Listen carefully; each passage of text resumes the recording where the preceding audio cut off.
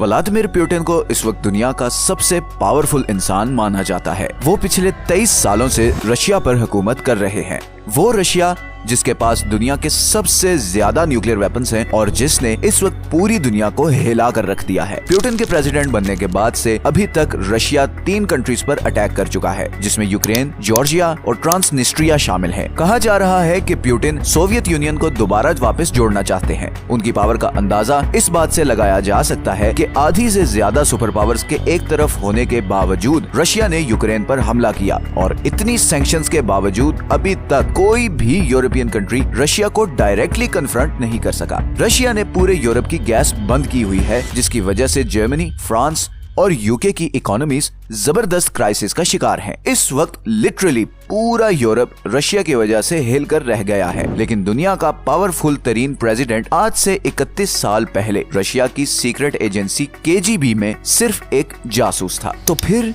ये जासूस दुनिया का पावरफुल तरीन प्रेसिडेंट कैसे बना और वेस्टर्न मीडिया पुतिन के इतना खिलाफ क्यों है? पुतिन 1992 में रशिया के शहर सेंट पीटर्सबर्ग में एक गरीब फैमिली के यहाँ पैदा हुए। ये वर्ल्ड वॉर 2 के बाद का दौर था। सेंट पीटर्सबर्ग, जिसे उस जमाने में लेनिनग्राड भी कहा जाता था, वर्ल्ड वॉर 2 में मुकम्मल तबाह हो गया था। करीबन 30 लाख लोग मारे जा चुके थे। खुद पुतिन के फादर भी इस जंग में बहुत शदीद घायल हुए थे। पुतिन का बचपन बहुत ही मुश्किल था। गरीबी, भूख, हर वक्त जिंदा रहने की जंग। इन्हीं हालात ने पुतिन को एक बहुत सख्त जान फाइटर बना दिया। कहा जाता है कि पुतिन को शुरू से ही सीक्रेट सर्विसेज ज्वाइन करने का शौक था। 17 साल की उम्र में पुतिन ने रशियन सीक्रेट एजेंसी KGB में अप्लाई किया, मगर उम्र कम होने की वजह से उसे रिजेक्ट कर दिया गया। इस रिजेक्शन से पुतिन काफी डिसअपॉइंटेड हुए और उन्होंने 1975 में लेनिनग्राड की एक यूनिवर्सिटी में लॉ की डिग्री में एडमिशन ले लिया और वहाँ पुतिन की मुलाकात हुई एनाटोली सोबचैक से।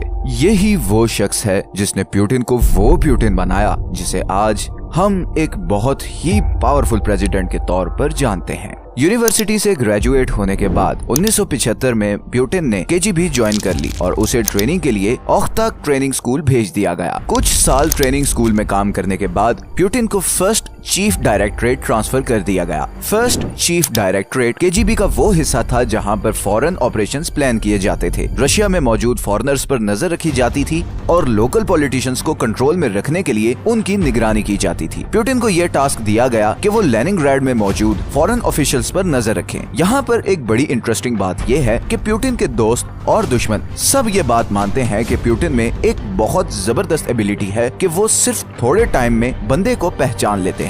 मतलब उनके अंदर किसी भी इंसान को रीड करने की बहुत जबरदस्त एबिलिटी है। वो सिर्फ कुछ देर ऑब्जर्व करके जान जाते हैं कि सामने बैठे इंसान का असल मकसद क्या है। कहा जाता है कि ये एबिलिटी उन्होंने इसी फर्स्ट डायरेक्टरेट में काम करके डेवलप की। कुछ ही सालों में पुतिन का शुमार सोवियत यूनियन के टॉप स्पाइज में होने लगा था। पुतिन को फ्रंट लाइन यानी ईस्ट जर्मनी में पोस्ट कर दिया गया, जहाँ वो पहली दफा सोवियत US इंटेलिजेंस वॉर का हिस्सा बन गए। पुतिन यहाँ पर 1985 से 1990 तक रहे, मगर इसी दौरान सोवियत यूनियन के हालात खराब होते गए और बिल आखिर 1991 में सोवियत यूनियन टूट गया। इस सब अरसे में पुतिन के दिल में वेस्टर्न वर्ल्ड के खिलाफ नफरत मजीद बढ़ चुकी थी। 1991 में ही पुतिन को वापस लेनिनग्राड ट्रांसफर कर दिया गया। लेनिनग्राड वापस आने से पुतिन को दोबारा अपने प्रोफेसर एनाटोली सोबचैक से मिलने का मौका मिल गया। अब यहाँ पर एक ऐसा रिलेशनशिप बनने जा रहा था जो पुतिन को बहुत पावरफुल बनाने वाला था। 1991 में एक मिलिट्री कू के नतीजे में उस वक्त के सोवियत यूनियन के प्रेसिडेंट मिखाइल गोर्बाचेव को हटा दिया गया। पुतिन बहुत बारीकी से हालात भांप रहे थे और वो जान गए थे कि पावर किस तरफ जाने वाली है और इसीलिए उन्होंने फौरन KGB से रिजाइन कर दिया। दूसरी ही तरफ पुतिन के प्रोफेसर सोबचैक ने भी यूनिवर्सिटी छोड़कर पॉलिटिक्स में उतरने का डिसीजन लिया। उसी साल लेनिनग्राड में मेयर के इलेक्शंस थे। सोबचैक ये इलेक्शंस बड़ी भारी मेजोरिटी से जीत गया और उसने व्लादिमीर पुतिन को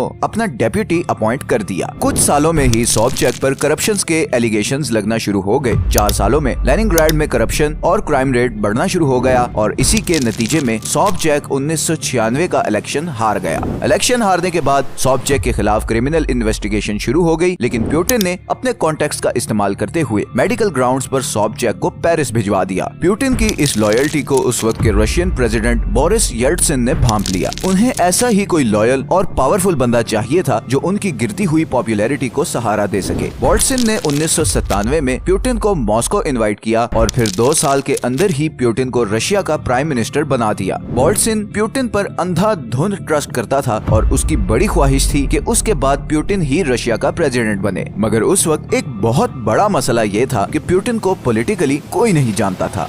सितंबर 1999 में रशिया के शहर बायनेक्स्क, मॉस्को और वोल्गोडोन्स्क में बॉम्ब ब्लास्ट हुए जिसमें 300 से ज्यादा लोग मारे गए। इन अटैक्स की रिस्पॉन्सिबिलिटी चेचन फाइटर्स ने कबूल की। पूरा रशिया हिलकर रह गया था। किसी को समझ नहीं आ रही थी कि अगला निशाना कौन बनेगा। ऐसे में पुतिन ने चेचन फाइटर्स से बदला लेने की ठानी। पुतिन ने टीवी पे आकर पब्लिकली ऐलान करना शुरू कर दिया कि वो इन अटैक्स में इन्वॉल्व एक एक बंदे को चुन चुन कर मारेंगे। सारी आवाम पुतिन के पीछे खड़ी हो गई। पुतिन की अप्रूवल रेटिंग 2% से जंप करके 45% पर चली गई। पुतिन के बहुत से क्रिटिक्स ये कहते हैं कि ये सब एक ड्रामा था जो पुतिन ने इसलिए किया कि उन्हें पब्लिक की सपोर्ट मिल जाए ताकि फ्यूचर में उनका प्रेसिडेंट बनना आसान हो जाए। रशियन आर्मी को मोबिलाइज किया गया और भरपूर ताकत से चेचनिया पर हमला कर दिया गया। चेचनियन शहर ग्रोजनी पर इतनी बमबारी की गई कि करीबन 80,000 लोग मारे गए। पूरा शहर खंडर बन गया और सिर्फ 1 साल के अंदर अंदर चेचनिया रशिया के कंट्रोल में आ गया। इस मिलिट्री स्टंट के नतीजे में पुतिन दिसंबर 1999 में होने वाले प्रेसिडेंशियल इलेक्शन में बहुत भारी अक्सरियत से जीत गए। अब पुतिन के मुखालिफ ये कहते हैं कि ये बॉम्ब ब्लास्ट पुतिन की गवर्नमेंट ने खुद करवाए थे ताकि वो ये मिलिट्री स्टंट करके इलेक्शन जीत सके। इन क्रिटिक्स के पास कुछ प्रूफ्स भी हैं, जैसे कि 22 सितंबर को रशिया के शहर रायाजान में एक अपार्टमेंट बिल्डिंग की बेसमेंट से कुछ एक्सप्लोसिव्स मिले। जब पुलिस ने बॉम्ब्स को एग्जामिन किया तो पता लगा कि उसमें वही बारूद इस्तेमाल हुआ है जो रशियन मिलिट्री यूज करती थी। पुतिन की गवर्नमेंट ने इन सब एलिगेशंस को रिजेक्ट कर दिया, मगर इसके साथ ही एक खौफनाक चीज ये हुई कि जो भी जर्नलिस्ट या इन्वेस्टिगेटर्स इन बॉम्ब ब्लास्ट पर काम कर रहे थे वो सब एक एक करके मारे गए। इसकी सबसे बड़ी एग्जांपल है Alexander Litvinenko, Russian secret agency KGB का एक ऑफिसर, जिसने पब्लिकली ये कहा कि इन बॉम्ब ब्लास्ट में चेचन फाइटर्स नहीं बल्कि खुद पुतिन इन्वॉल्व था। अलेक्जेंडर को चंद दिनों बाद ही लंदन में उसके अपार्टमेंट में कत्ल कर दिया गया। खैर, मई 2000 में पुतिन ने रशियन प्रेसिडेंट ऑफिस संभाल लिया। पुतिन के पहले टेन्योर के दौरान रशियन इकोनॉमी ऑन एवरेज 7% की ग्रोथ से बढ़ रही थी और उसकी बड़ी वजह थी इकोनॉमिक रिफॉर्म्स और इसके साथ साथ ऑयल और गैस की प्राइस में 5 गुना इजाफा, जिससे रशिया में बिलियंस ऑफ डॉलर्स आ रहे थे। मार्च 2004 में पुतिन दोबारा प्रेसिडेंट इलेक्ट हो गए। इस दफा उन्हें 71% वोट्स मिले। फिर 2008 आ गया। अब रशियन कॉन्स्टिट्यूशन के मुताबिक कोई भी प्रेसिडेंट लगातार 3 दफा प्रेसिडेंट नहीं बन सकता था। इस मुश्किल का हल ये निकाला गया कि पुतिन ने अपने डेप्यूटी डिमिट्री मेडवेडेव को प्रेसिडेंट बना दिया और खुद प्राइम मिनिस्टर बन गए। 4 साल बाद मार्च 2012 में पुतिन एक बार फिर 64% वोट लेकर रशिया के प्रेसिडेंट बन गए और आज की डेट तक वो ही रशिया के प्रेसिडेंट हैं। 2021 में पुतिन ने एक लॉ साइन किया जिसके मुताबिक वो 2036 तक रशिया के प्रेसिडेंट रहेंगे और अगर वाकई में ऐसा हो गया तो वो जोसेफ स्टालिन के बाद रशिया के सबसे ज्यादा देर तक सर्व करने वाले प्रेसिडेंट बन जाएंगे। इस सारे अरसे में 2012 से 2022 के दरमियान पुतिन ने खुलकर अपनी पावर शो की। इसकी सबसे बड़ी एग्जाम्पल है जब रशिया ने सीरियन सिविल वॉर में भरपूर हिस्सा लिया। सीरियन गवर्नमेंट की रिक्वेस्ट करने पर रशिया ने अपने जंगी जहाज